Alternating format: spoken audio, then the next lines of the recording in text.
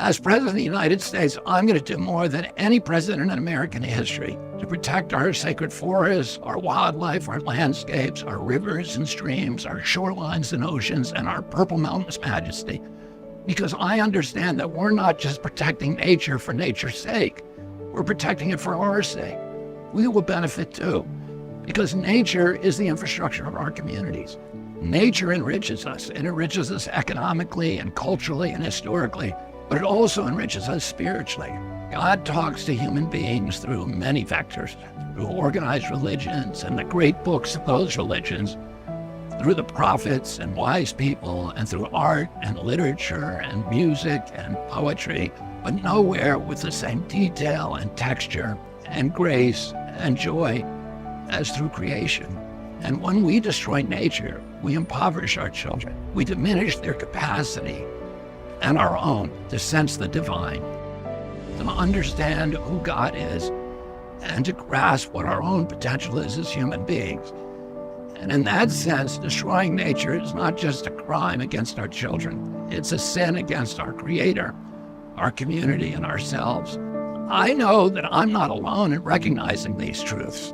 America is a nation of nature lovers. It's true of liberals and conservatives and urban and rural folk and climate activists and climate skeptics. So as president, I'm going to tap into the American love for nature to protect our environment and to inspire the whole world with our example.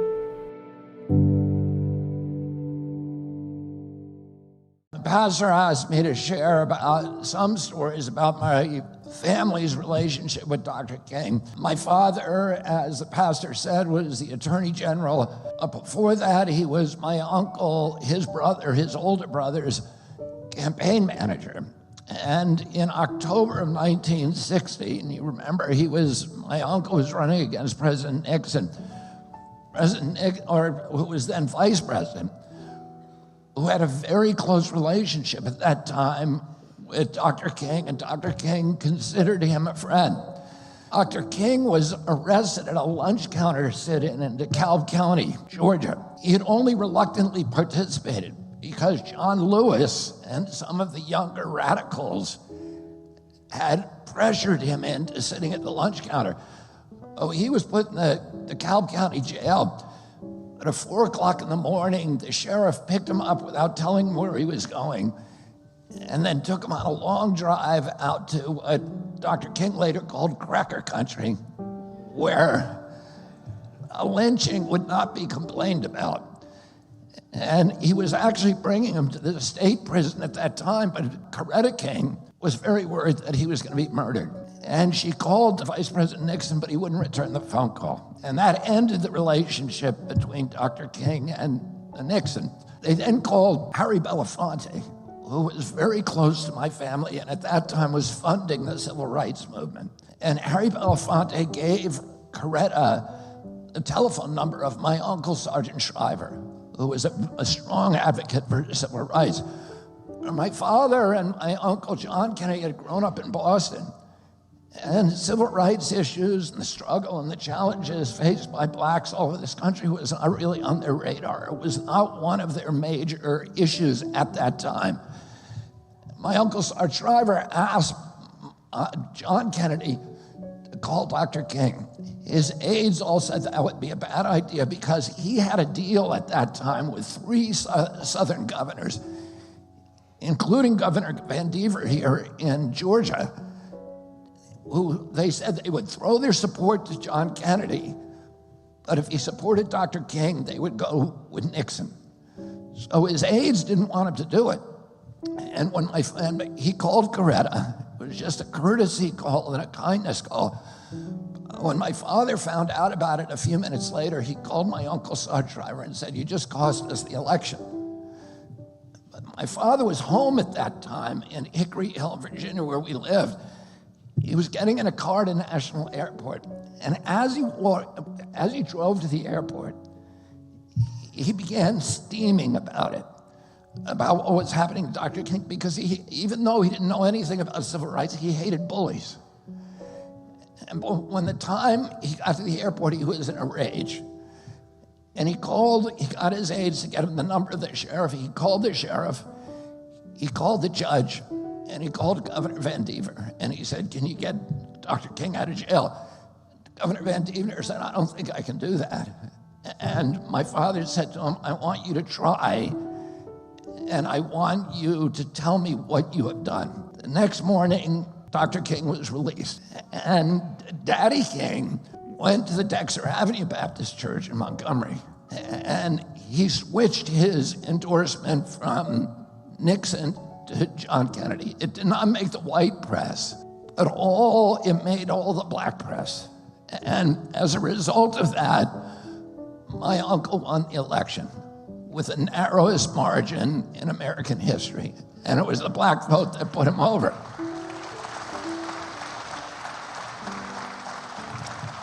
And they never forgot about it. They supported him on the Montgomery boycott of businesses. He asked for help with the Freedom Riders. The Freedom Riders were a new Supreme Court decision that said you can't discriminate in interstate commerce.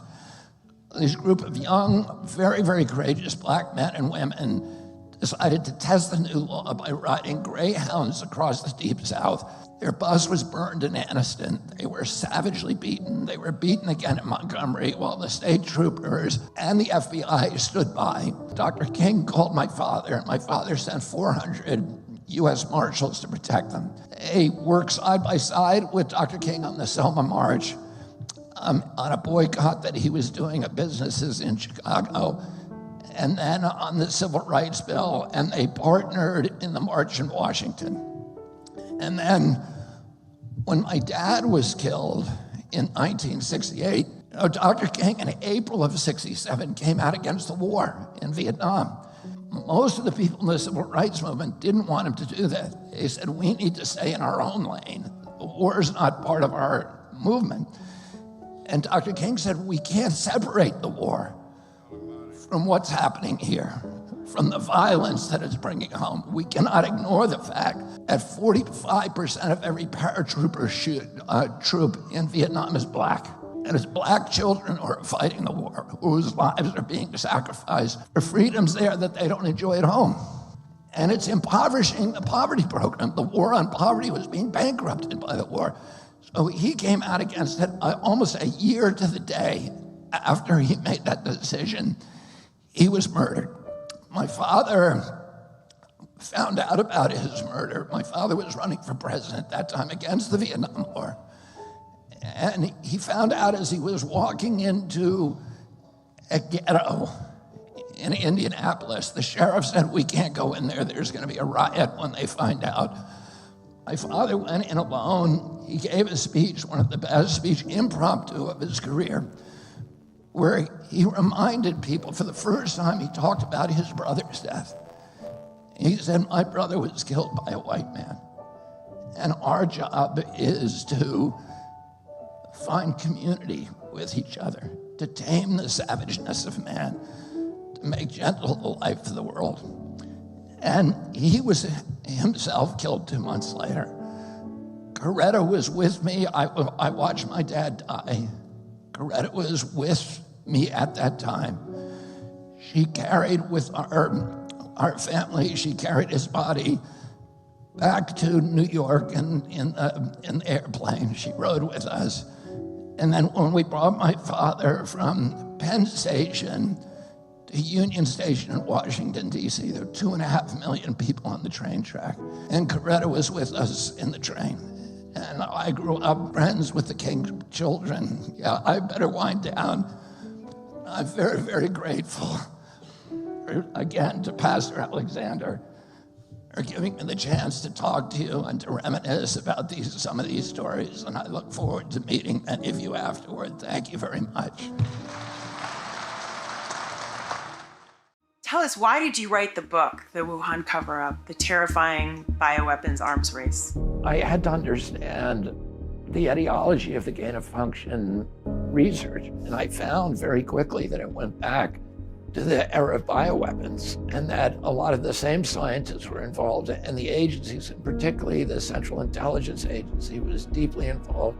The first mission of the CIA, when it was started in 1947, was called Operation Paperclip. And Operation Paperclip was an effort to get the Nazi scientists, many of whom were sentenced to death or who were facing prosecution at Nuremberg, to smuggle them out on rat lines and put them to work developing bioweapons, chemical weapons, and nuclear weapons and missile systems in the United States. And the US bioweapons program inherited the culture from Germany and from Japan.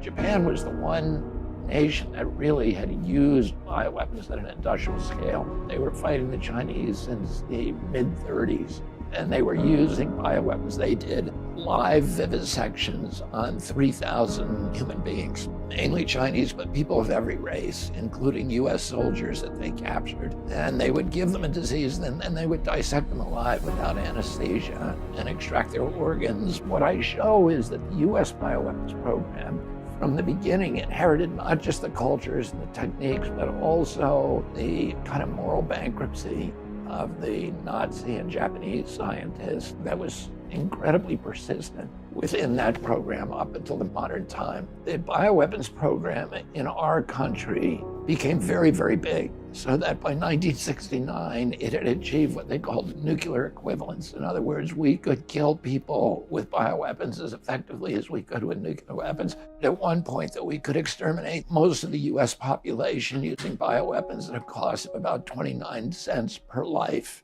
And in 1969, President Nixon surprised everybody by unilaterally terminating our bioweapons program. Where we have previously had scientists, some of the best people that we could possibly find in the United States, working on weapons of war, we now have scientists devoting their efforts toward saving life rather than destroying life.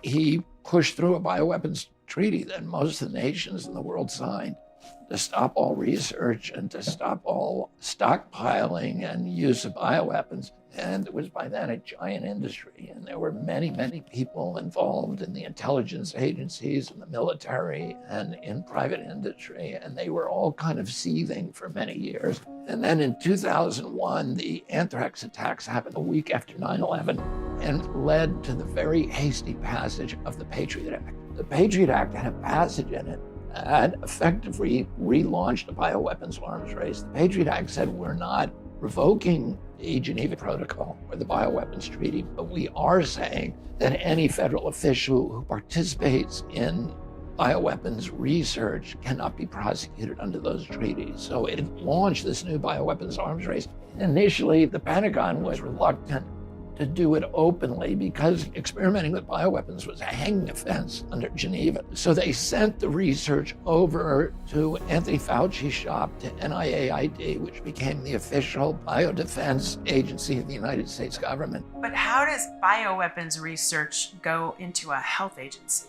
Because bioweapons research is always done coterminously with vaccine research. Every offensive bioweapon program requires a vaccine.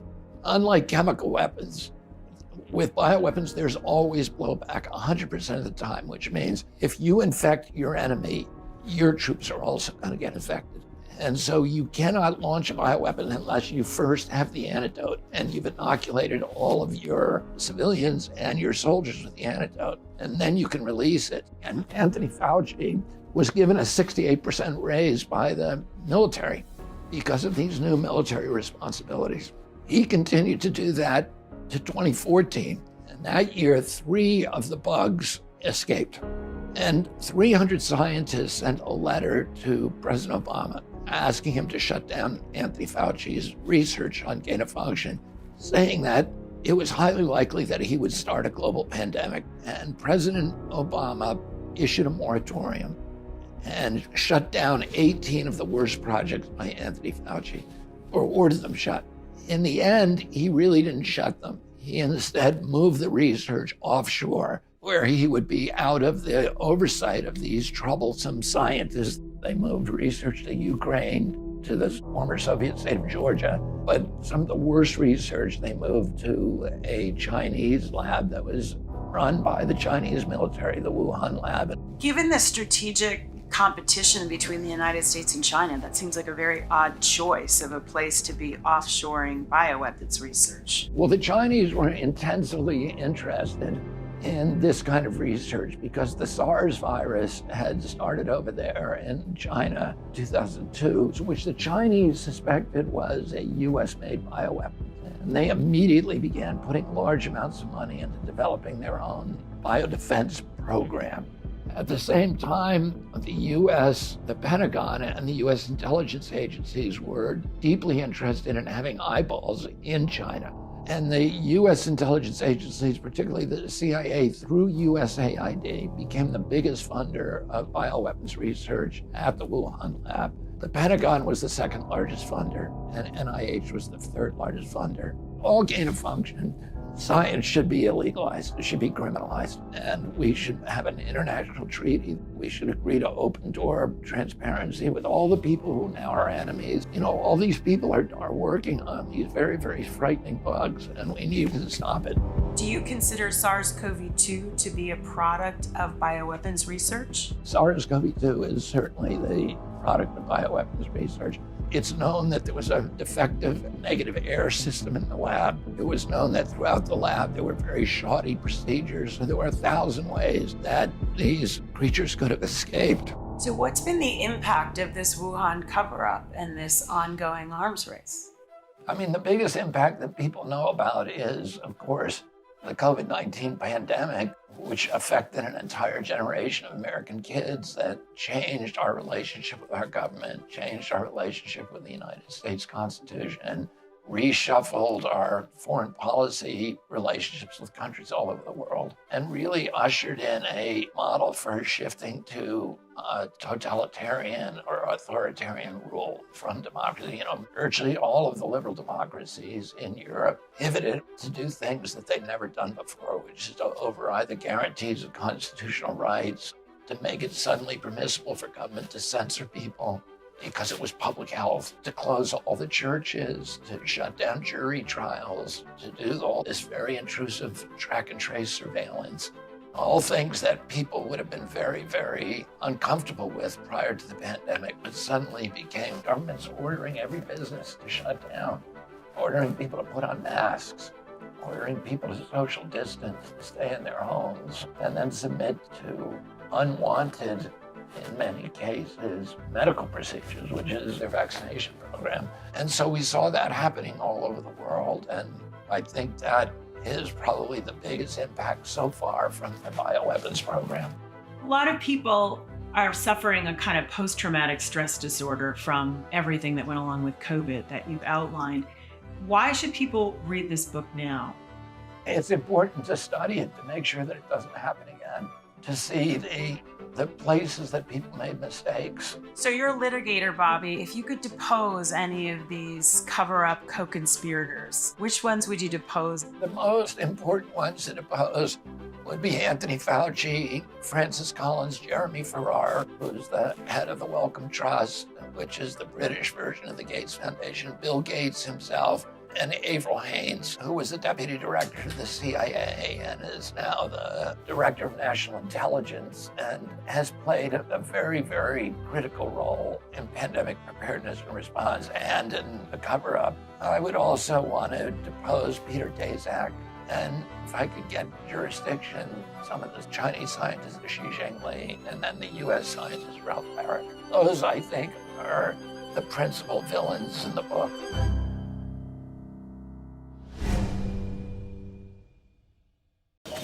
Oh my God, I know who that is. Oh my Lord, let me get my keys. Oh, you look so handsome. You look just like your dad.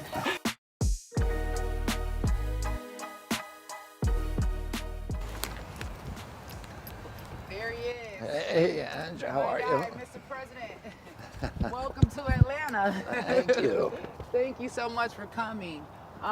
It's such an honor for one to have you come to this neighborhood. And as we walk up to Mrs. Curtis's home, I'll tell you a little bit of history about this neighborhood. Right. So the historic West End kind of predates the establishment of Atlanta. It goes all the way back to 1865.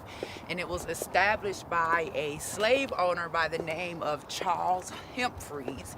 And it was called Wild Hill Tavern. So by 1941, after the Civil Rights Act, a lot of black people started migrating to this area.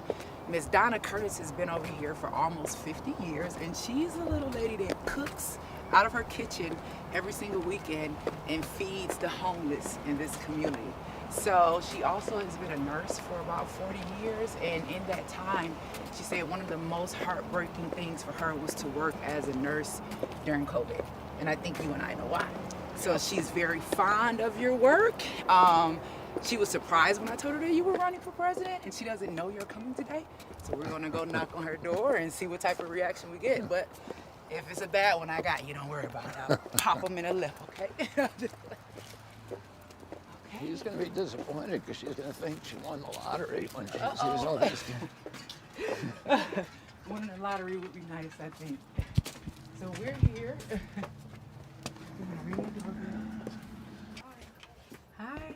Hey, Miss Curtis. Hey, how are you? Hey, I came to see you. I know you Oh. knew I was coming. I got some company with me. I see. Look. Oh my God, I know who that is. Oh my Lord, let me get my keys. Okay. Oh, you look so handsome. Oh. You look just like your dad. Oh my God. Oh, you look beautiful. I Well, love thank your hat. you. Thank you. Yeah, well, it's cold out today. I had ran to the farmer's market, and then I was saying, I said, put my hat on. Hi. Oh my God. Hi. Nice to meet You're you. on candid camera. I know. I'm on like a bunch of candid cameras here. I told them you were going to think you won the lottery and then be really disappointed when it was just me. I know. Well, it's still okay. The lottery would be good, but it's still okay. You guys want to come in? Are you okay out there? Are we welcome to come in? You got room for all of us? Yeah, sure, yeah. You've got a Come few on. minutes, I guess. What started you? What started you feeding the homeless? What started feeding the homeless, like, because I'm 70, so I come from an area where you don't like waste food. Okay, so my You and I are grandma. the same age. Yeah, so like, my grandmother, she didn't throw away bread. Bread was turned into bread pudding. Rice was turned into rice pudding. So those kinds of things, And so we grew up, probably we were poor, but then when you're small, you don't know you're poor. You know what I'm saying? And so, it wasn't until I became an adult that I began to realize, like, wow, we were really poor. But basically, I just started, when you have extra food, and I'm thinking, like, well, I can't throw this away. Let me just go somewhere and just, find it, give it to the homeless people. And then it just sort of kind of, went from there, and it just became something that I like to do. So, and they And be happy. how often do you do it? I do it with the 8 people rotation. I think I probably do it maybe like maybe once a month for myself for my we do it every Sunday, but for me for my rotation, and then sometimes somebody maybe can't cook and you volunteer or something like that. But pretty much, we've been doing this for about 10 years. Yeah, about 10 years. So somebody's down there every weekend. Oh yeah, every week. Yeah, every single Sunday. Every single Sunday. And then, the thing of it is, you just, you don't expect anything from them. You just give them the food, you know what I'm saying? And that's it. You're not there to preach to them or, none of that kind of stuff. You're just there to feed them, So. And have you had any kind of unusual or interesting things happen when you were? Well, we did. One time we actually was able to save up enough money to rent one of those little trailers that you shower. So I think maybe it was like 3 weeks ago. We actually had a clothing drive, had collecting clothing, and it was an in and out where they could go in there and shower. And then, we gave them a new set of clothes. I mean, all the way down to the tennis shoes. I mean, they were looking good, in my opinion. I mean, kind of like hip hop, you know what I'm saying? The jacket and the shirts were matching, the shoes and all of that. And so they were allowed to shower. We had one part for the women and one part for the men. And so we thought that was pretty good. So, we're hoping that we can try to do that again. And is it at a shelter or No, or no, Skid Row? no. It's not. It's not at a shelter. We just up in the West End at our mosque, because I'm Muslim. Okay, we're at our mosque, and so we do it up there. And it's a parking the lot. park, too, in it's, Central it's a Park. parking lot right there in Central Park. Yeah, we go. Central Park is perfect. I mean, we know all the places to go. You know, where they kind of gather, and you can just like downtown, across from the courthouse. They be down there. So it's kind of like you know where they are. You just go there and what I would love to do, and one day I'm actually going to do that. I'm going to try to collect enough blankets, but then by the time I get, so just in the, when it's cold, just give them blankets and stuff like that, So it's you only like one person or one small group of people, but you make a difference. You feel like you're doing your part.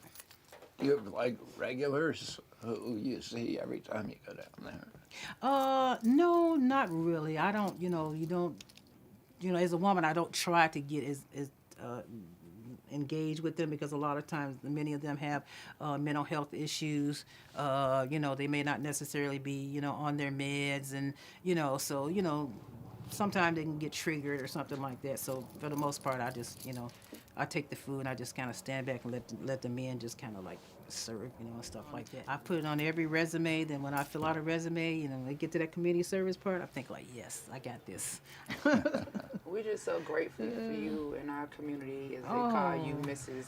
One Stop Shop. Yeah, she's been around One-stop for shop so pot. long, not only just taking care of her children, taking care of other children in the yeah. community. Oh, And yeah. I was just so grateful for you even stepping out during COVID and feeding the homeless when a lot of people yeah. didn't even want to go outside. You took up that responsibility, and Yeah. I even served plates with you. So Yeah. And I very appreciate you grateful coming to down be doing here. that, Yeah, too. and very grateful to bring Mr. Kennedy. No, I I'm sorry, know. Mr. President.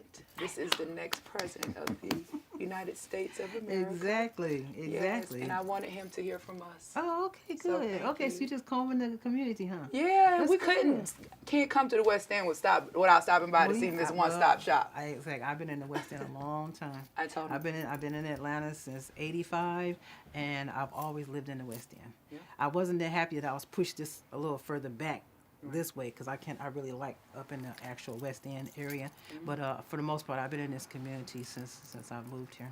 Yep. Mm-hmm. That's why it was important for me to bring him by to see Thank you. I Yes. cannot believe this. Well, thank you so much, Miss Curtis. Can we take a picture together?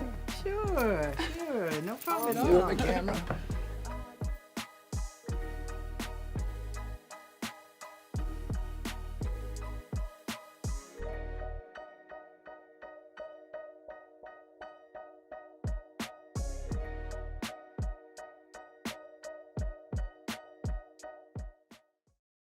What is the core change you think that politics has changed from when you were a little boy to now?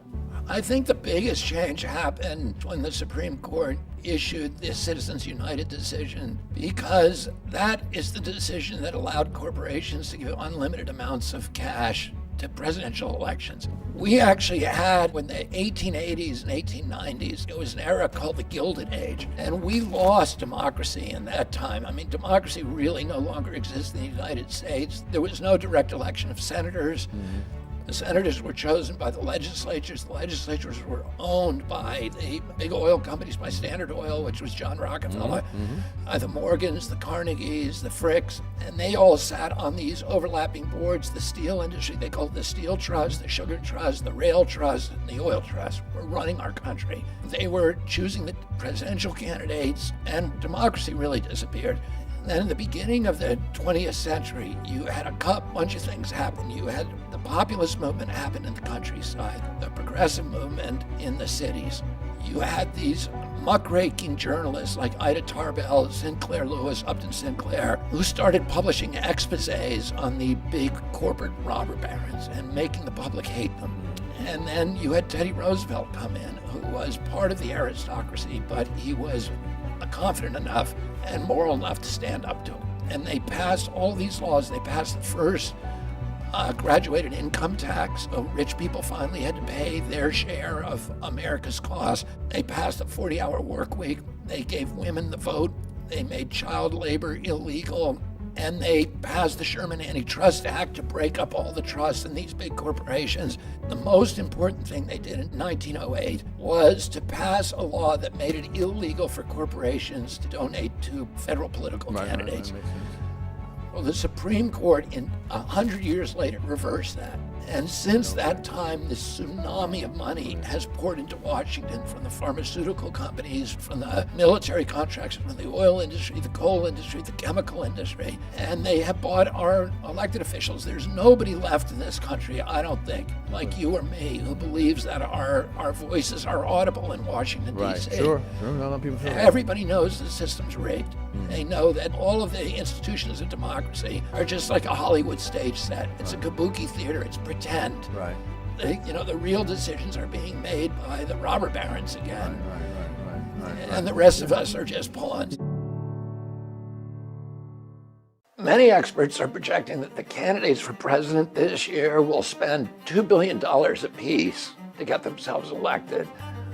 I suppose that's what it costs to convince people that you are the lesser of two evils. But what does it cost if people actually like you? What does it cost if you're actually discussing the issues that people care about instead of slinging money at your opponents? I've only spent about $15 million. I am beating both President Trump and President Biden in all Americans under 45 in the 6 battleground states. I'm in third place by only about 10 points behind the $2 billion men. I just have to pull about 5% from each of them in order to win the election. On January 31st, I have to report what we made this month. The press is going to point out that I didn't raise billions, but I don't care. What I really want to show them is how many people gave me $1 or $5 or $10 or $20. So please donate now, whatever you can. I don't need billions. All I need is you. If you like this video and you want to help me become president of the United States, go to Kennedy24.com and donate now. It seems like what you've been doing your whole life is it's a much easier mechanism to make these changes and make the world better than in the Oval Office. You know, I just think that when you're the president, it's such a big cluster.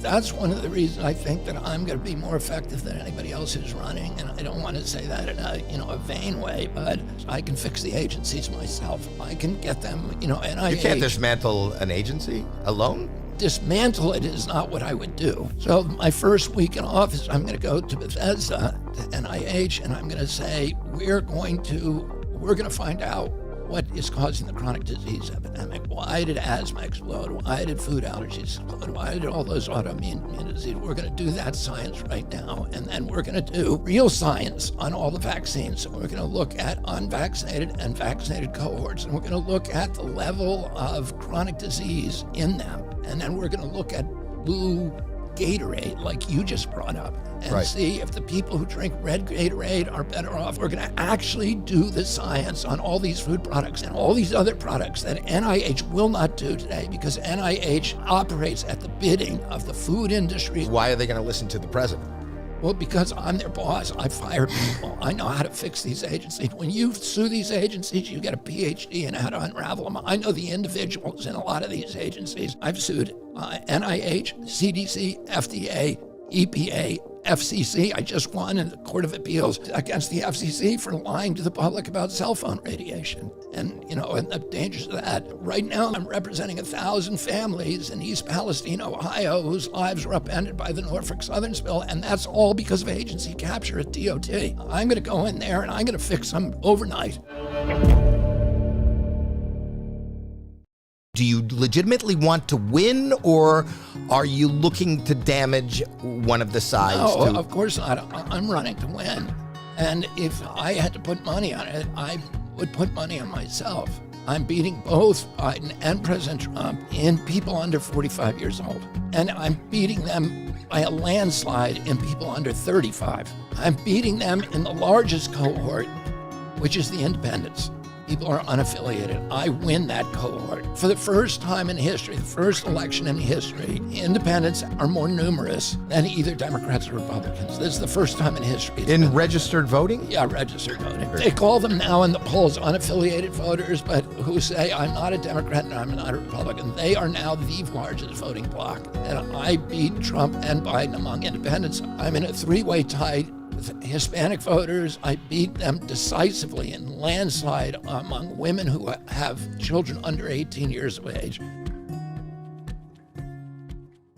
And if you ask me what I would have done as president, it's not what would have happened now. What I would have done is I would have, first of all, I'd end the Ukraine war so that we can talk directly to Putin. I bring Xi in, I bring Putin in, I bring Sisi in from Egypt, I bring Erdogan in from Turkey. And I'd say this war is not in any of our interests. The Chinese and the Russians don't want to, they don't want fundamentalist Islam conquering the Mideast and controlling the oil fields. They don't want that ultimately. We have a community of interest. If the Security Council the day after October 7th, on October 8th, had condemned Hamas and had demanded the prosecution of their leadership for war crimes, and if we then had pressured Qatar to arrest Ismail Haniyeh and Erdogan to arrest the leaders that are hiding in Ankara and brought them up to the World Court, then I think we'd be in a different world. What we did instead is we isolated Israel and we left them alone to solve the problem. And the only option they have, Dave, for solving this problem is very limited military option. And it would be my job as president to make sure this never happened, make sure that they had other options rather than military. But we don't have anybody in the White House today who understands even how to begin that process. They're still living in a bipolar world where, the America is superpower, everybody's got to do what we say. And they will not go and reach out to other leaders and say, let's convene and solve this problem together in ways where we can find common ground. The World Health Organization treaty should be dead in the water. President Trump didn't want to do a lockdown, but he was overruled by bureaucrats who were never elected. They forced our country into this course. The remedy for that is renew and fortify our democracy, not to give our democracy to an unattached, unelected, quasi-governmental organization that is linked very strongly to the Chinese and to pharmaceutical companies. Why would we hand our sovereignty over to that organization? And yet that is the plan in the Biden White House, and it makes no sense. As soon as I become president, I'll make sure that that never happens. And I'll also demand some accountability from the World Health Organization and from these other non-governmental organizations that are making these momentous decisions. The Gates-funded organizations, Gavi, CEPI, Brighton Collaboration, and all of these other organizations that are suddenly intruding on American sovereignty. We need to put an end to that. I read Klaus Schwab's statements about own nothing and be happy, and the statements by Bill Gates and all the World Economic Forum, Davos, Billionaires Boys Club about what they want for the rest of humanity. And it's alarming, it's troubling. A lot of those proposals are just antithetical to everything that the United States believes in. And I think it's really important for a president to draw that line. The World Health Organization has to be reorganized or defunded.